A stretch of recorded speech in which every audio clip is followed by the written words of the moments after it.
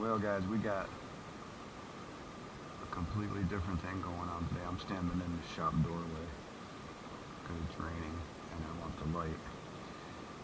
But I got me a Ben Pearson Strato Jet number 339. I'm going to stick it out the door here. This thing is in incredible shape. I'll tell you a story here in a minute about it.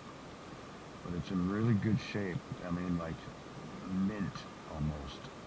There's no scratches in it whatsoever. Well, there was. Don't get me wrong. There was a few like scratchy scratches.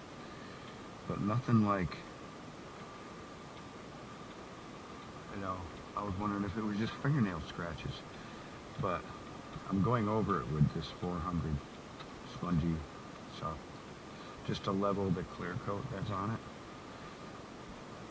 And to get this, what was left of the actual banner, actual sticker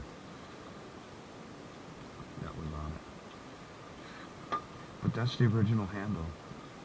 I mean, there's a few things, a few scuffs on it, but that's the original wrap. This thing is insane. It's in great shape, and I've shot this when I went to the archery store the other day. Well, here, okay, to tell you the whole story. And by the way, I'm not going to, this is my second take on this, because the first video I was talking and I was doing this the whole time, and when you can only see this much of this and my hand doing this in video, didn't look good. So I'm going to talk a little bit, or maybe sand a little bit while I'm talking, but yeah, I went into the archery shop a couple towns away here and see my buddy John, and as soon as I walked in, he's like, "Oh, I got something for you, because here, this is what happened to my last bow," and he hated me for it. This used to be such a sweet bow, but we're not going to get into the story of that. Oh, that made me so mad that day. But anyway, I bought that bow from him, personally from him, not from the store. So there's a little history in that bow, and it broke. So I go into the store, and he's seen me come, and he's like, "I got something for you." And he wasn't even joking, because these are, considered a cheaper bow, because it is solid fiberglass. You can buy these. You get on eBay and you want to buy one, and you pay more than 100, you really pay too much. But you pay more than 150, you pay too much. You can pick these up pretty cheap. Maybe not in this good shape, but this one happens to be perfectly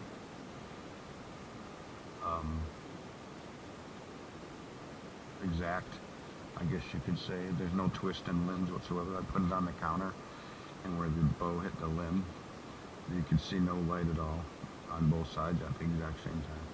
So there's no twist in the limbs at all, probably because it's solid fiberglass.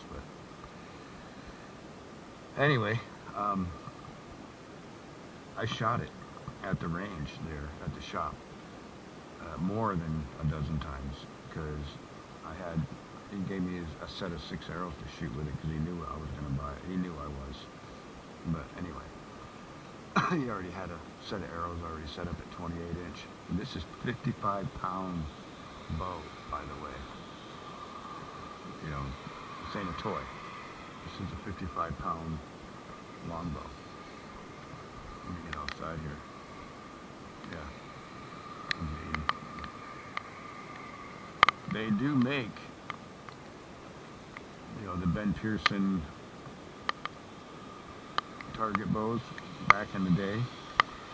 Back when I was a kid in school, they had these in PE class, the target version, the youth, the really short ones.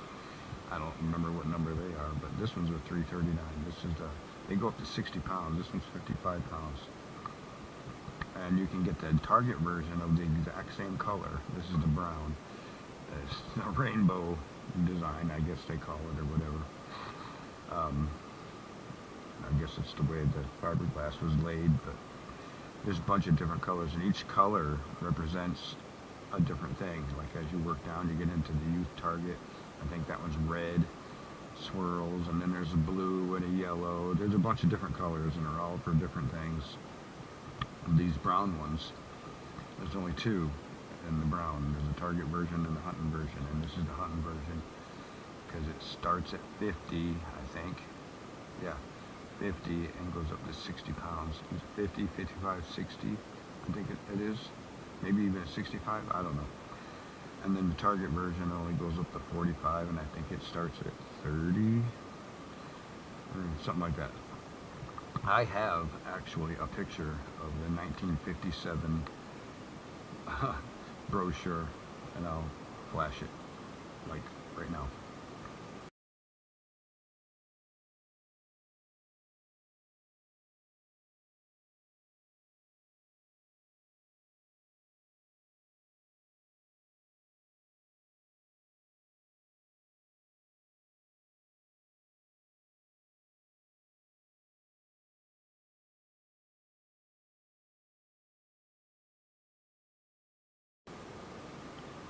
Anyway, now all I'm doing is just taking it down the clear coat level, just making it so it's nice and smooth all the way around, because there were so few scratches in this that it really looked like it was brand new.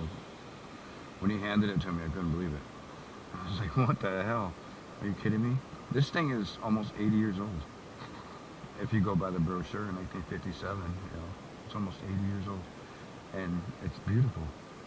And it's like, yeah, I can't wait to hunt with this. And that was what he said.